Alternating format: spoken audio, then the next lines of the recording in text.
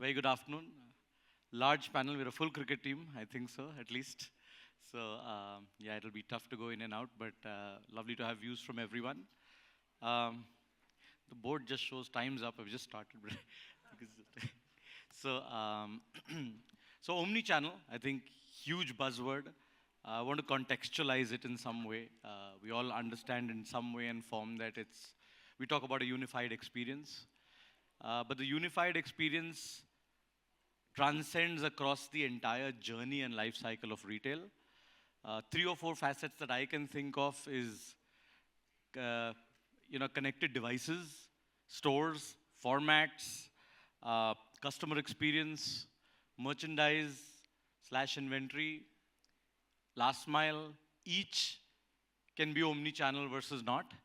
But the sum of parts, certain businesses may decide to be omni-channel in a particular aspect first from a readiness standpoint. So from a definition standpoint, I'd probably throw the question to two or three folks from the panel, just to contextualize it from a definition standpoint.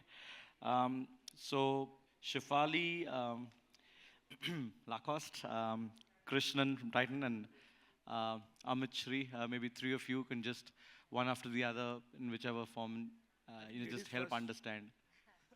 Thanks, Navin. Hi, everyone. I'm Shefali. I'm the Vice President with Lacoste India. It's an honor to be here.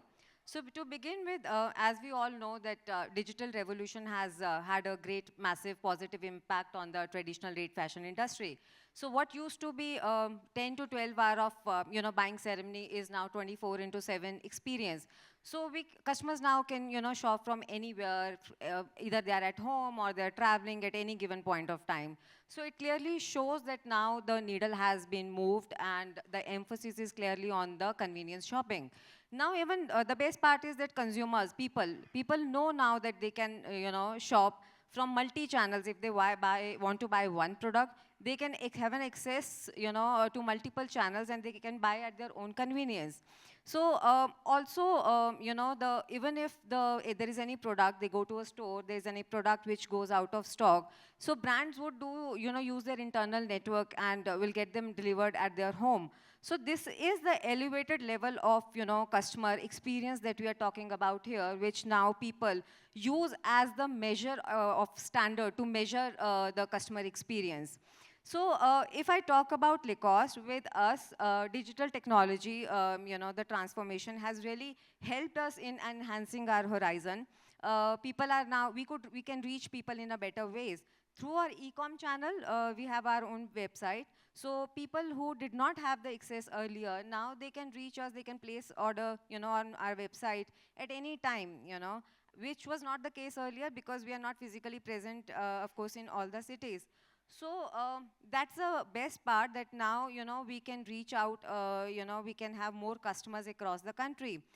Also, one thing that we have been very strong right from the day one of our online business is to have the uniformity, the similarity, the consistency across all channels. You talk about online, you talk about offline channels, or you even talk about the third marketplaces. The product line, the pricing, the information, even the customer service, everything remains same, uniform. And this helps us, building trust in customers' mind, driving the brand loyalty. So this is what we have been doing, and I think it's working really well for us. But yes, having uniformity across multi-channels is extremely important. Thank you. Thanks, Yeah. Amit. So just adding to what you have said, I think we need to be very clear that being present at various channels is not omni-channel. It's about bridging the gap between all the channels. People start their journey online, browse at store, and end up buying on the tablet in bed, right? So I think uniformity you mentioned is a very valid point. One more thing is very important, that a seamless integration between all the channels. The journeys should be seamless for the customer. That is where the omni-channel comes up. Otherwise, we can say that we are multi-channel. I can give one example. So a customer sees an ad on Instagram, goes to the website, add some product in the cart, abandon the cart, goes to the store, And the store manager should be able to access that card after adding, taking the phone number. And the journey ends here, starting from the Instagram, goes to the website and ends up at the store. And the same customer, if she is wearing that product and putting a reel and tagging the brand, friends and family sees the same product, and again the same journey started. It's a seamless journey. I think one of the example which can make everyone clear. So in store, people can have access to the wish list of the cart, of the online cart, which is one of another example, right? So the unified experience definitely, but the seamless connectivity between all the channel is the must. When we can say that we are omni-channel. Yes, Krishnan, please, can you? Yeah, Krishnan here from Titan Company. We do have a problem with the unification of channels, especially in our brand Tanishq, where the best products have to be seen in the store. I mean, you have to see them in the store lighting, speak with our sales associates, probably try and wear them. No digital experience can match that, right? So how do we do it? We obviously have to invest in photography, at least to get the customer who is visiting us digitally to be enthused enough to come to our store. And we have a contact center and an invitation on our website to book an appointment, call back. That leg is very active. And the way we measure outcomes is not to compartmentalize between digital and store, but to calculate the joint closure. And so therefore, everyone in the chain is incentivized. And so therefore, the contact center never misses a single lead or an abandoned cart call within a few minutes, and speak with the customer and incentivize her to visit the store. In the store, Shefali mentioned the endless aisle. We have had many, many experiences, probably thousands by now, of customers not necessarily liking the product in the store, but seeing an image on the endless aisle and saying, yes, this is the one I want. In fact, last Saturday, my wife bought an item which is in some other store on the endless aisle. So depending on the product category, we have to fine-tune our strategies. In watches, for example, we are truly omni. You can order from the store and it could get delivered to you the same day, faster than the marketplace. Because watches don't need that level of look and feel as, let's say, a piece of jewelry. But again, that depends on luxury watches, as my friend here from Seiko will attest, right? Yeah, right. But there are many watches of ours where the image is good enough to buy on. Thanks. Just the same question towards you. Your experiences from a viewing human perspective of omni-channel, and Krishnan brought in a great insight about the adaptability from a category perspective. Some are more attuned to it, so it's not just a buzzword, but it has to have applicability as well. So, Omni for us, in all practical senses, have been a journey which is little more than a year in execution. We have seen huge transformation in tools, services, solutions that's available.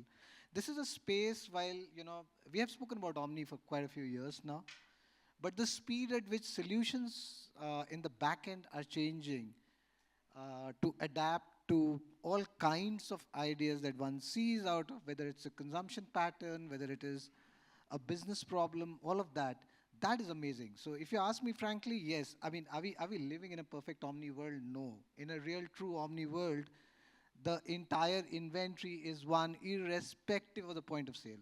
Whether it's a brand.com, marketplace, your store, franchisee store, department store, multi-brand, anywhere. And that's the theoretical definition of Omni, right? So we are, while we call it Omni very loosely, we are living in a world which is, like you said, it is digitally integrated multi-channel. A few things which I find very, very interesting, and a couple of points. One thing is uniformity.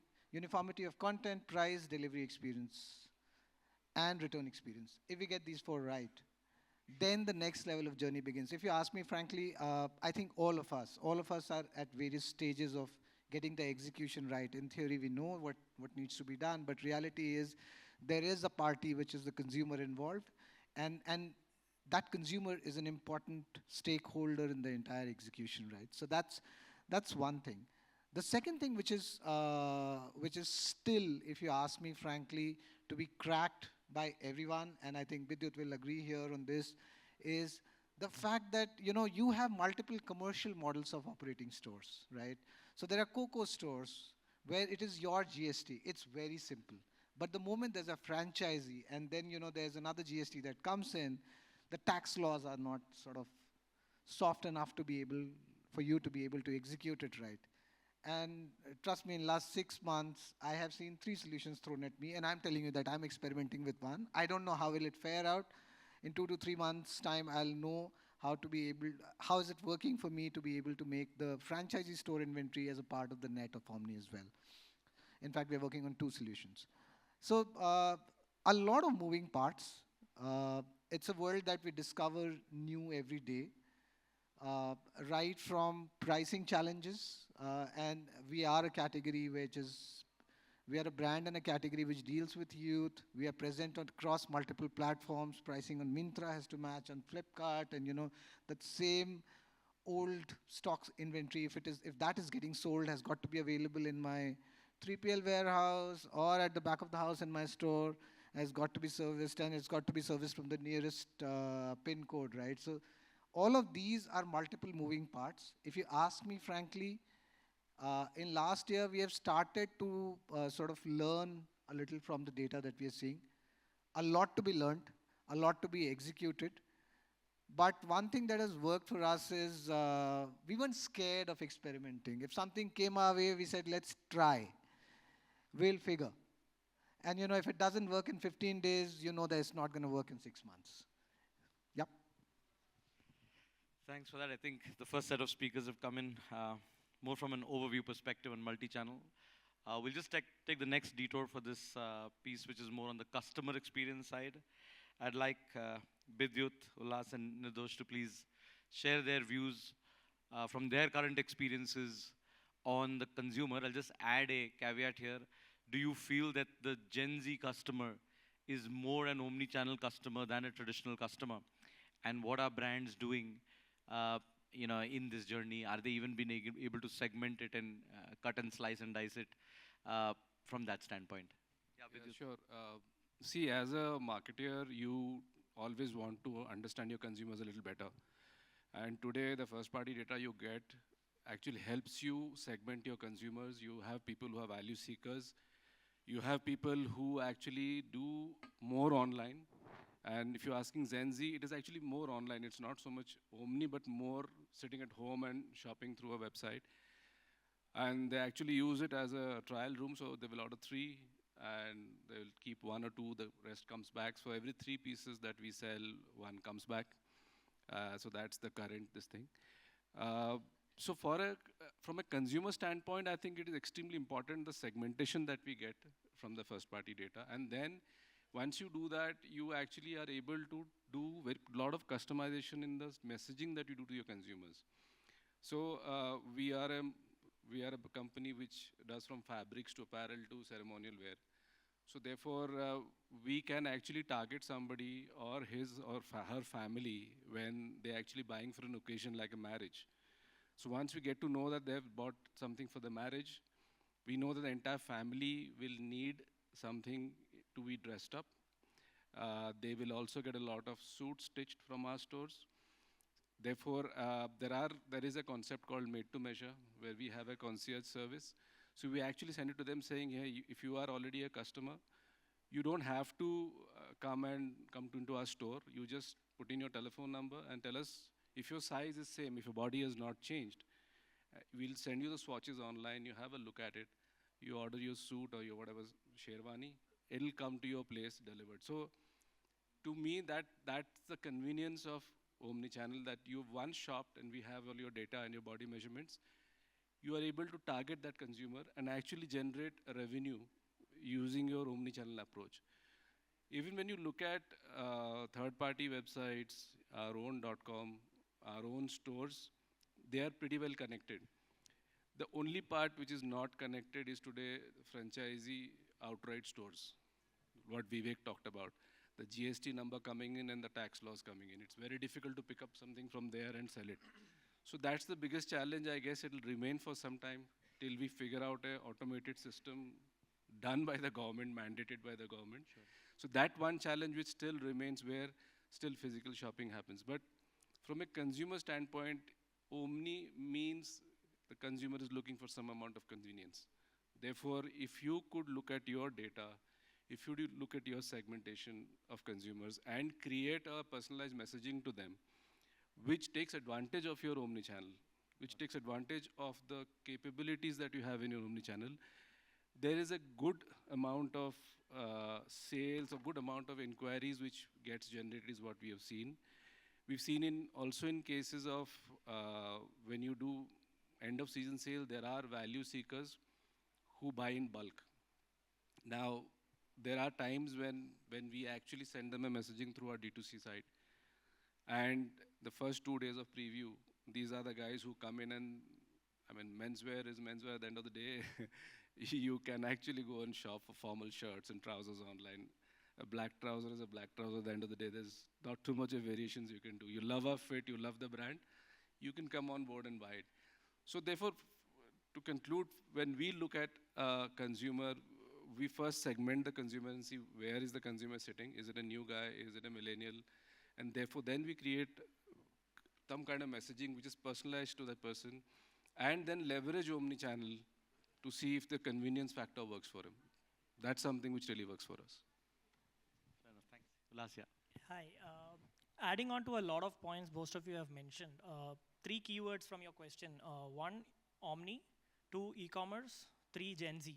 We are a brand which has a problem with all the 3. To start off with Omni, we have only franchisee stores. We don't retail directly to start off with, right? Including our own e-store. Coming to the second point, which is digital, which is technically, unfortunately, today's fast commerce. It's all about transactional closing of sale. The brand that we come in from, we deal in the luxury and affordable luxury segment. It's all about experience. It's not about transactions anymore. So that's another problem. Gen Z, bigger problem for us. We are a 142-year-old brand. Heritage is what carries with us. So Gen Z is disconnected from heritage as far as it goes. So we are trying to address all the 3 problems in our own way. Let me just bridge the 3 points together in one. In a sense, we are trying to break free from 2 things. One is the algorithmic biases and the survival bias, as we call it. 2 things which we are trying to break free from. Digital for us is to ensure that experience of retail is carried forward. As much as possible, our communications are uniform, be it on digital, be it on our stores, be it on whatever communication channel we form.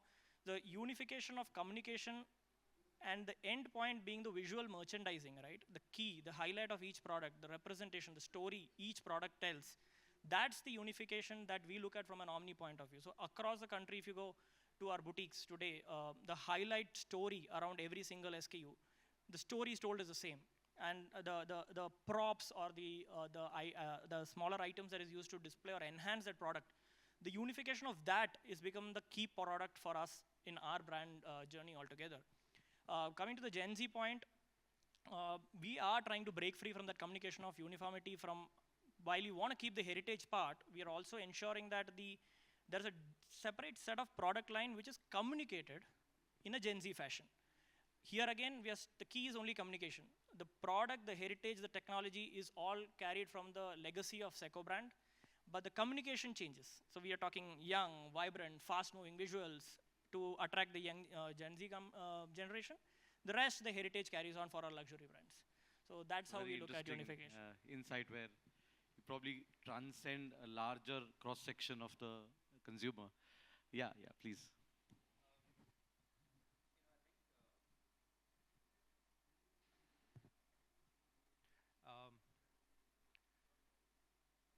I think we kind of focus a lot when we say the Omni consumer specifically, right? While that is really important point for us to identify our consumers and make sure we give them experience with less, more with the less, right? Knowing them better, what they're doing, what they want to do with us in this transaction. What I want to pick up is slightly different dimension of this. While this is really important, all of us, we will talk very deeply about it. The products which we carry also needs to be truly Omni, right?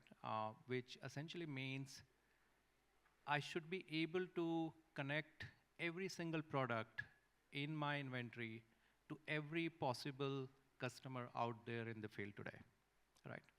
And which obviously means, thinking about something very virtually, uh, very deep thought about saying, can we think about virtually one warehouse as a concept, right? When I say the virtual, obviously it's on the our imagination. The idea is that today everything around us is operated through data, right, about information. And if we curate and make use of this information to nimble and very efficient way, it essentially gives us the opportunity to connect every product to every possible customer probably is looking out for, right? If we extend this concept further, right, I'll probably start, using this term somewhere used in McKinsey article called zero consumer.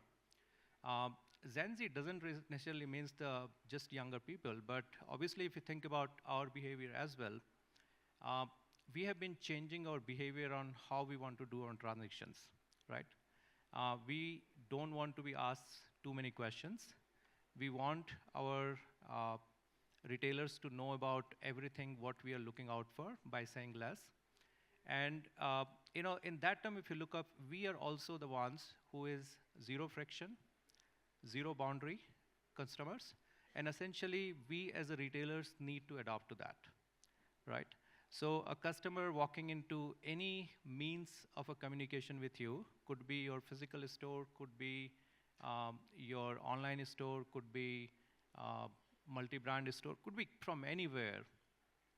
Will we be able to pinpoint and essentially help them out on what they're looking out for, right? From discovery to purchase to return and exchange to any service required to be, right?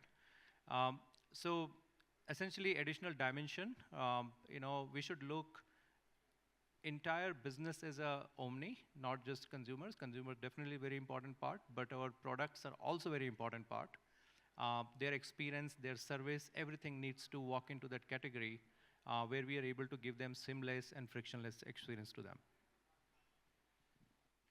Thanks for that insight, Nirdosh. I think we've come to, you've actually led us to this next section. I want at least 4 or 5 of our panelists, Rashi, Rajeev, Saurabh, Kapil, to comment on the product, because you did mention that essentially omnichannel in its true sense from a product or a merchandise perspective means pretty much every SKU is identifiable, discoverable, accountable at every touch point of sales. But then there's the other side as well, with so many touch points and each having their own customer bases and own behaviors. Certain businesses may want something to be visible somewhere versus not. So it comes as a double-edged sword in some way, because you still would need that middleware knowledge to be able to then understand the distribution while you still may want to be omni-channel. So Rashi, do you want to take this first? And you come from Ajio. And yeah. Sure. Okay. So when we talk about omni-channel operating model or omni-channel strategy, it basically evolves from building a consumer-centric supply chain system, to which a couple of things become very important. From the merchandising perspective, an end-to-end planning or merchandising plan becomes very important.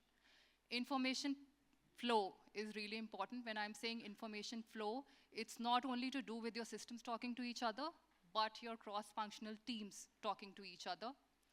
And third bit would be the actual physical movement of the inventory, which affects your last mile delivery and the costs involved, which in some cases, if your inventory or fulfillment is not optimized, can be a big burn to your bottom line. Coming back to merchandising, end-to-end planning, when I say that, basically when you plan for a brand, you might be looking at your trends, forecast, and you build it on an overall level.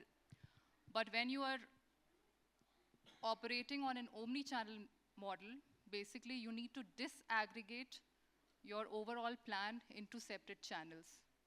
For brick and mortar, clustering is something we've been doing since ages. So e-commerce gets added into that phase. This becomes important because pre-pandemic, e-commerce was still a liquidation channel, I'd say. Today, we cannot say that. And that's why all brands are focusing on omni-channel strategies. So if you don't plan for each of the channels separately, what happens is customer is placing the order, inventory is moving in real time. So whoever sells first wins the customer. So let's say if whatever is a bestseller offline is mostly a bestseller online. The products move fast. Either your store fills get impacted because the sales has happened through the online channel, or worst case, you have to block the nodes and have loss of sales because you want the store or the shelf life to be full, but at the same time, you are losing on the e-commerce sales. Hence, merchandise or assortment plan at a channel level becomes imperative. Thank you. So, Kapil, on the same context, assortment planning, merchandise. Yeah, I think it's very important to have assortment planning also, break down into now specific color-wise planning, because I come from a category which is innerwear category, where typically, traditionally the way of working was an assortment of boxes which contains 5 to 10 colors. Omnichannel, before coming into the leverage, we have all seen that how pre-pandemic and post-pandemic, the customers have got used to the experience of buying online. I would say that online shopping has one point of time a leverage that has given omni-channel the way to take it forward. And today that we talk about seamless or frictionless shopping experience, the customer who comes to the store now has a choice of picking up a particular style, not just a style, but also a color specific now, and where the channel will now bridge a gap between the stock points, which is the inventory level at the store per se, to take it forward and building up the customer loyalty also. I think one of the way of omni-channel coming in place is it has also started building up customer loyalty per se for the product, for the style, for the brand per se. But a very important aspect of this channel would be the integration of the front-end technology versus the back-end technology, where not just taking up the product to the consumer, but properly planning of the product from the back-end process, where right from the production to the front end, the product will have to be available in terms of color-wise assortments.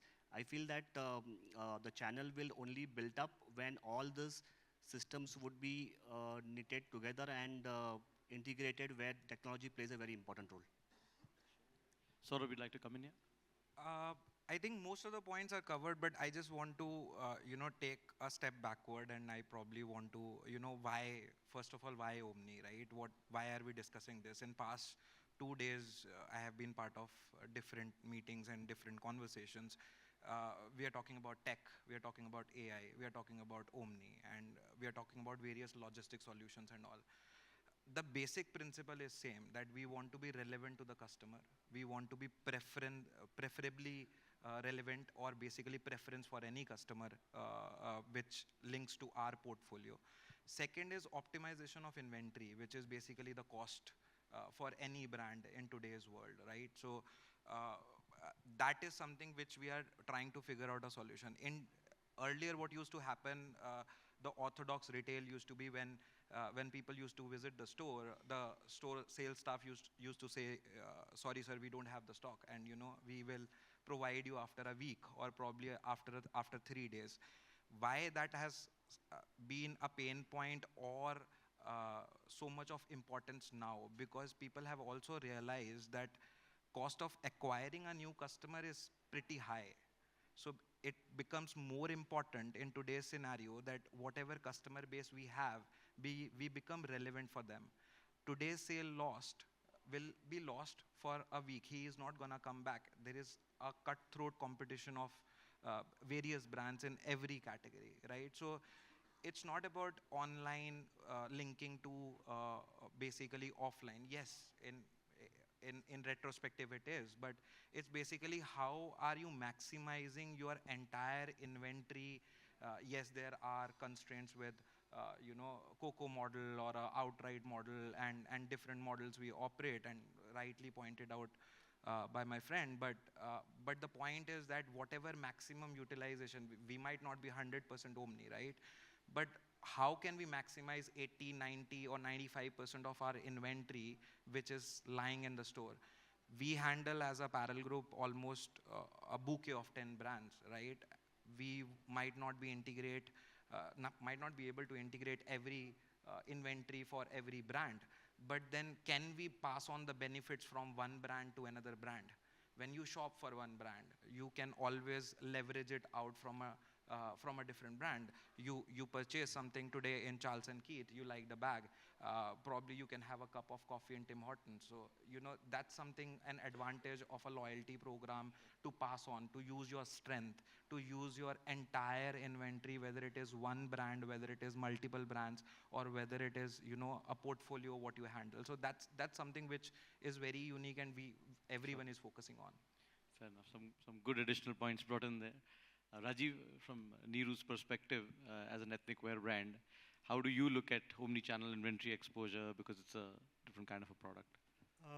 Good evening, everyone.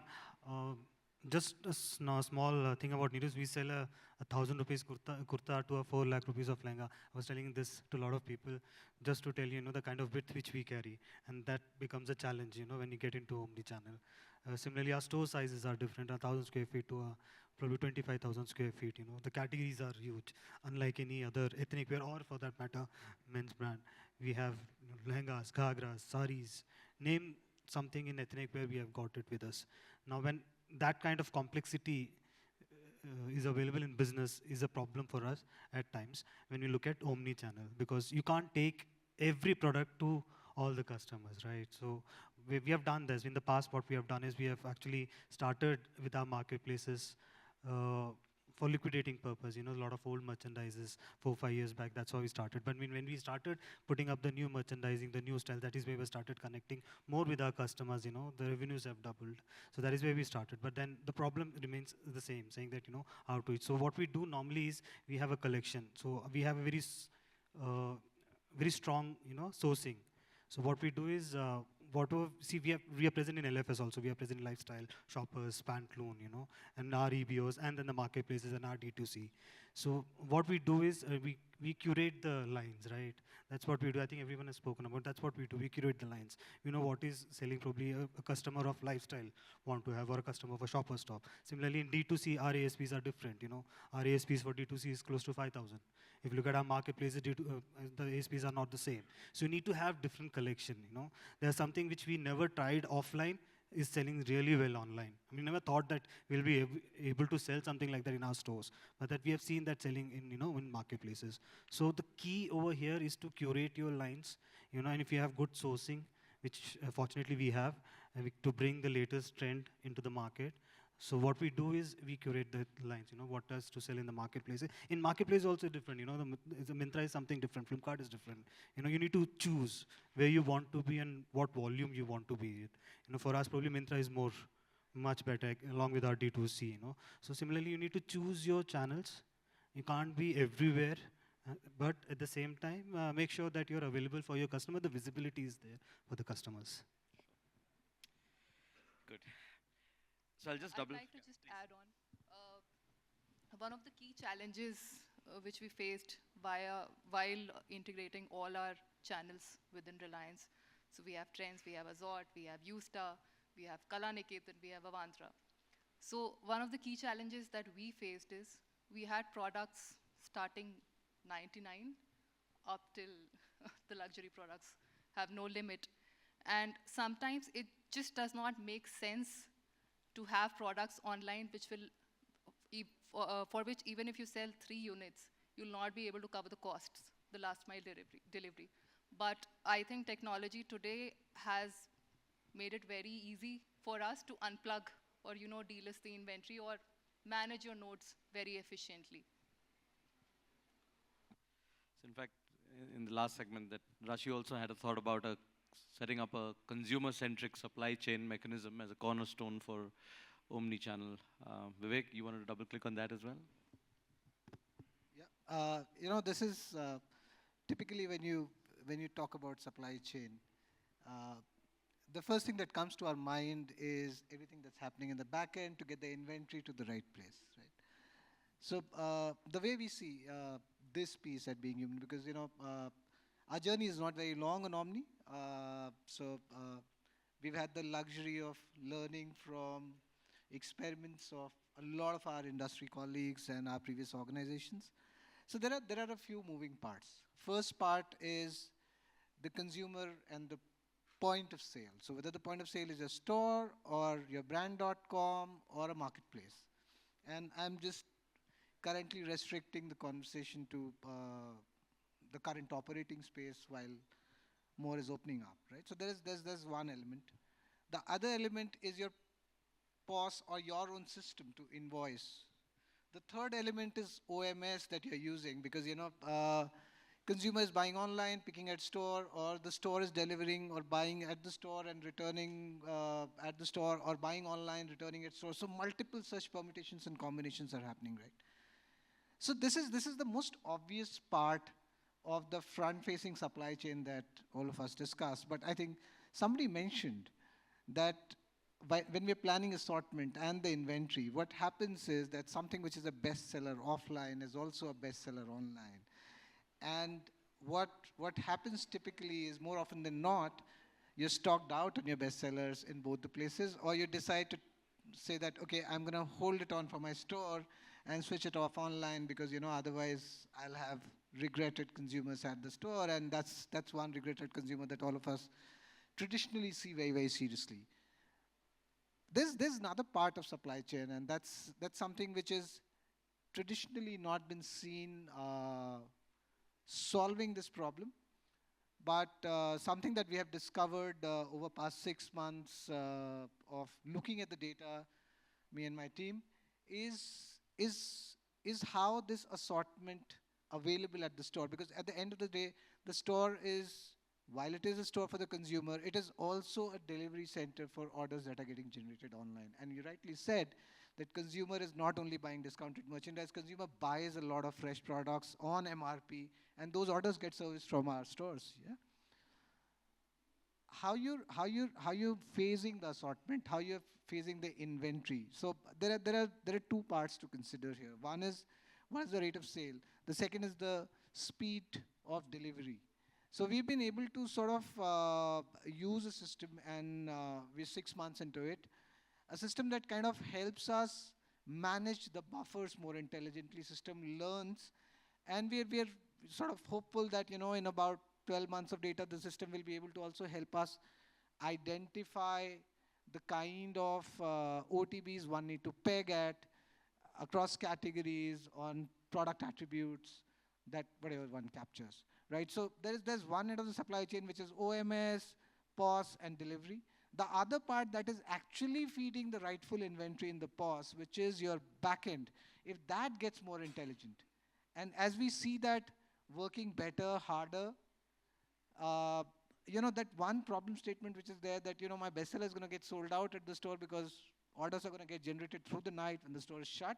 And that's something that we all love, but, there's that other problem that gets created. It will probably land us, and, it is for all of us to probably think about and chase. Some of us are on the journey. But the reality is that at a point in time, one will have to see that is my rear end of the supply chain, and I mean rear end right from the factory to the warehouse and then the floor, is getting intelligent enough, or is it getting enough information and data for it to be able to really service the volatility that can happen with orders suddenly shooting or something not moving or inventory lying in a pin code which is too far away from where the consumer is, right? One of the benefits is that, the pin code is close by, you can deliver quick, you can deliver at a low cost, all of that. So this is one aspect that I wanted to bring. We are on the journey, and I'm sure many of you are on a similar journey in your businesses. But if you ask me frankly, 5 years back, we used to talk about omnichannel, and we used to think it is going to take us 3-4 years. And the world got onto that much faster. My belief is that this intelligence of the rear end of the supply chain getting built and married to the intelligence or the volatility of the front end of the supply chain is something that we'll have to really fast track. Otherwise, we have lost sales and dead stock, both. Can I carry forward? So I'll endorse my friends talk about the integration of complete supply chain. So I take it into two division here. One is the artificial intelligence supply chain management, which is the integrity of complete end to the back end, which I also specified earlier. But second is, how do we integrate the complete human intelligence in the supply chain? Because that's where is going to be the key. I mean, it's that we might try to enhance the human intelligence at the forefront of the store per se, where the omni-channel strategies might work in. But as the supply chain carries from the factory to the store, the complete human chain intelligence also needs to be enhanced. This is what I can take it forward. I'll Yeah, just please. add in a point. Yeah, I can I'll just immediately step in. after. A totally opposite view to something that you're saying, not in the true sense of supply chain, but kind of mentioned that the top sellers online go to be the top sellers offline. Now, that's the survival bias, right? You have a product, you start clicking on the product, you see the product, you sell it more. The algorithm itself starts pushing that product up, which forces the next customer to believe that's the best seller. Does not necessarily mean that's the best product you have made. Especially with our collection like luxury, and I'm sure my friend here would also relate. In luxury, the more you sell the product, the next customer does not want that product. The more the product is seen, the customer says, give me something else. So we want to break free from this phenomenon of survival bias and the algorithmic biases, which force a top seller to remain on top, which does not give due advantage for the other products to be seen on top. So that's something that we are trying to work on in the back end, which till today requires human intervention, but trying to figure out how in some way digital could help us identify the products whose stories have not been told enough, get an opportunity to share their story on top, and not necessarily the bestseller alone. Yeah. I Very think interesting. Anyone? Sorry, one limited point. See, I'll tell you very frankly, the way I see business is a little more dispassionately the way I see a product. A bestseller is a great product, but a bestseller is not necessarily your best product. From a point of view of what has gone in making the product. A bestseller could be your best product, but a bestseller is a product that is most acceptable to a wide set of consumers. And that's something that makes sense to the category that we operate in, hence the point that was made. Also, just to add in, if you talk about the algos on e-commerce, the input is just not fixed on bestsellers. There are multiple factors which leads to a product coming on top. And I think there's already a tech solution of PLAs and so on and so forth, wherein you can push in products which you really want to sell. Yep. To an earlier point, which I really wanted to make was the point with respect to speed to delivery. Now, I thoroughly believe that resources are very limited as on date with any organization, and one size fits all does not work. So when we are talking about speed, if today we want to deliver products within 2 hours, it really becomes important to target that segment. We need to have a clear target segment and work our operating model way back to service that specific customer. Okay. I guess I'll go back to the integration and the challenge part. We talked about the product and everybody has added. So I think the end objective is for us is customer delight and the higher conversions. So there is no doubt that e-commerce has huge scope in India. However, we still feel that technology should be such that it gives seamless customer experience. For example, if the inventory is being live to the customer at a channel level, then it should be real-time inventory. I'll just quote an example, being a customer, that I was browsing a brand, I'll not quote the brand, I was browsing a brand and I had booked a product in a particular store. I went to the store and unfortunately I did not get the product. The product was still being shown in their software as being available. However, real time it was not there. So I guess this brand definitely lost me as a customer. The trust is completely gone. So I think the emphasis should be not only on the implementation of a certain technology or software, the focus should be on the right execution to give the seamless customer experience. So I hope, though with the advancement of technology, we will overcome this so that the brand gives absolutely hassle-free experience to the customer, and the live inventory is actually a real-time inventory. Amit, So, आप कुछ कह रहे हो? yeah, so we talked about experience, and I've given the Instagram example earlier also. I think at the end, we are giving the benefit or experience to the customer to build a loyal community, right? So that is very important. And for that, I think personalization is something which is a key here. We cannot, sell parantha to the person who wants to eat dosa, right?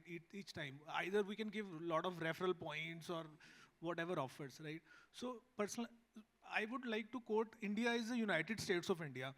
Lot of colors. Every state has a different culture. Every location has a different, vibrant types of people you can get.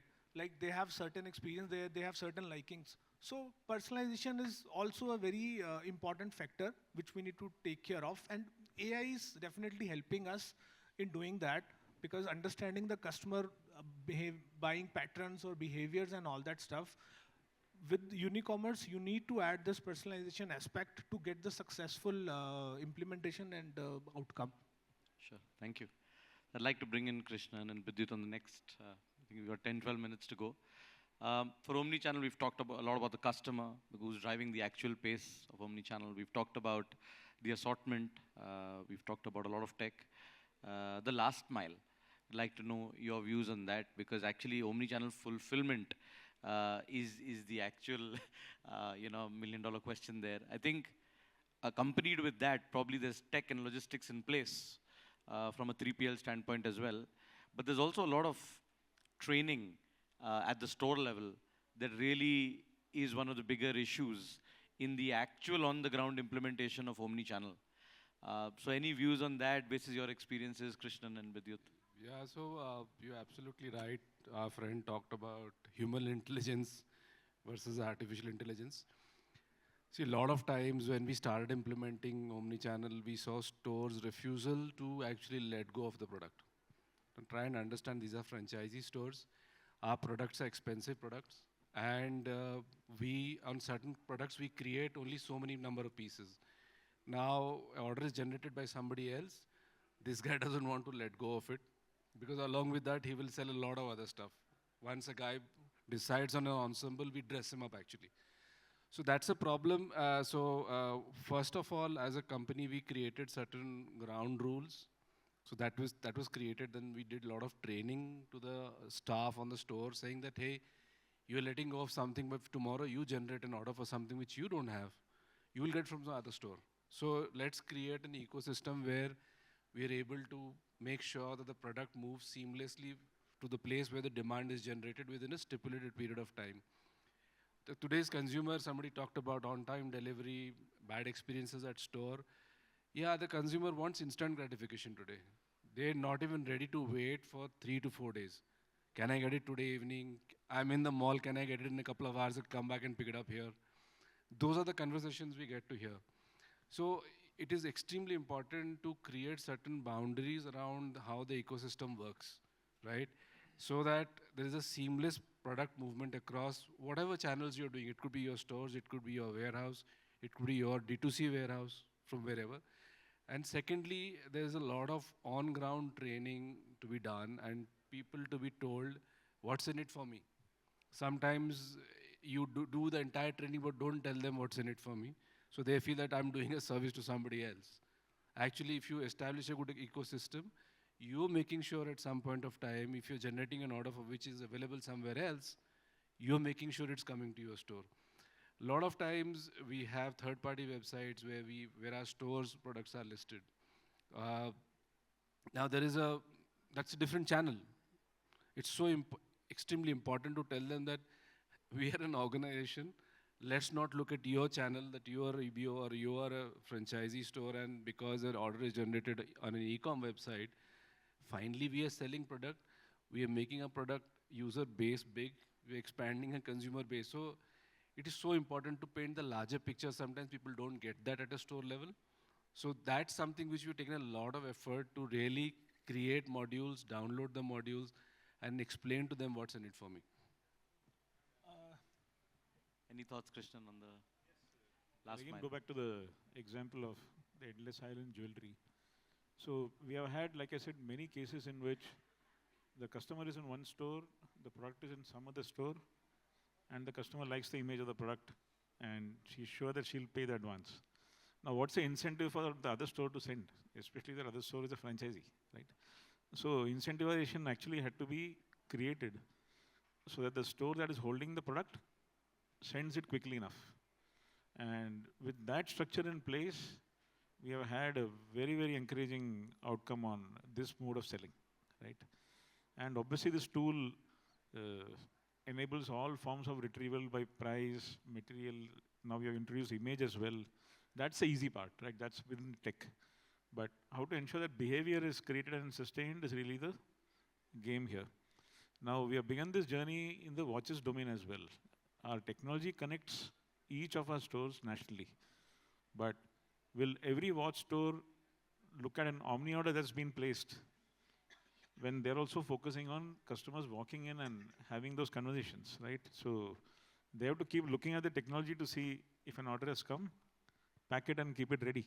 Because Dunzo or whoever will come, and that's a promise that we are able to give, that we could probably beat the marketplaces and deliver it to you in a few hours. But for that, the store which has received the order has to play the ball.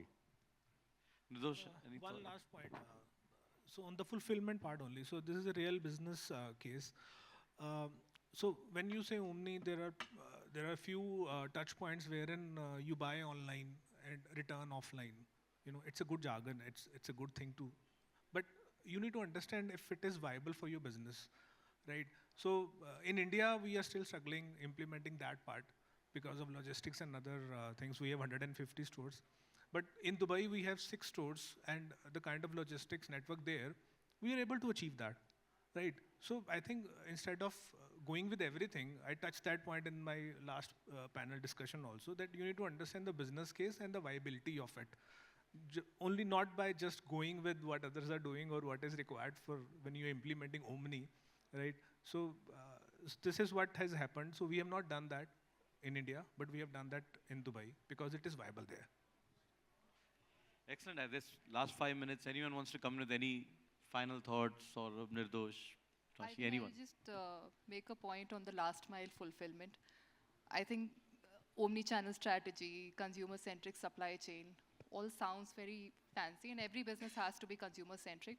But last mile delivery comes with its own challenges. When your order to ship ratio, such things which, you know, day in, day out, we tend to optimize. When 5-6 years back, we were integrating all the stores, we had our own learnings. When we typically walk into a store, we get the billing done, the cashier or whoever is assisting him or her will just put the stuff in a paper bag and hand it over. What happens if the same methodology is being followed for an e-commerce fulfillment? Once the product reaches the customer, it's just crumbled, and you know, we've had these real-time learnings. While returns are a nightmare for a retailer, we've had events, you know, wherein a product was delivered to the customer with a baggage tag, with the tag. Now, typically, if the tag is left on the garment, when you walk out of the store, it'll beep and, you know, somebody will come apologize and take it back. But what if it reaches you at home? It's really difficult, and these small learnings, you know, have a long way to go. While DC fulfillment and transformation at the DCs, I think we've done enough as an industry, but the last mile fulfillment and logistics is still an open field where a lot of work needs to be done for customer engagement, for better customer engagement and experience. Yeah, just a quick 1 minute, right? So I think I could see her experience, right? She went to a store and she thought this product is there and she couldn't find, and it was not pleasant at all, right? So technology is double-edged sword. If we say it, we should do it. right? When we say this is going to be shipped to you or delivered to you in 24 hours, let it do it, let's do it, right? We have to make it really perfect, right?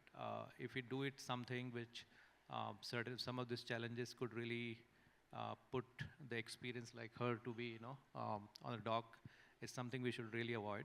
When we promise we should do it, I think that's my final thing about technology. Any concluding remarks so we can conclude? Yeah. So I feel my experience of one of the some time back was I went to a shoe brand outlet to buy a shoes, and then I figured it out that the size was not available. I think the retail associate empowerment is also very, very important while taking this omni-channel strategy, because I ended up buying more than what I was supposed to buy.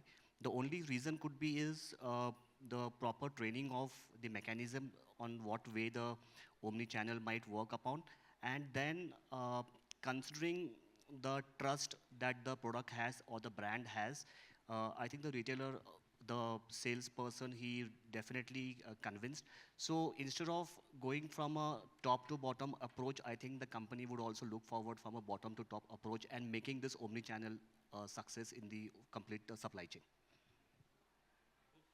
Thanks, everyone. Thanks for your patience. It was a large panel, but hopefully we added value to all our audience here. Thank you.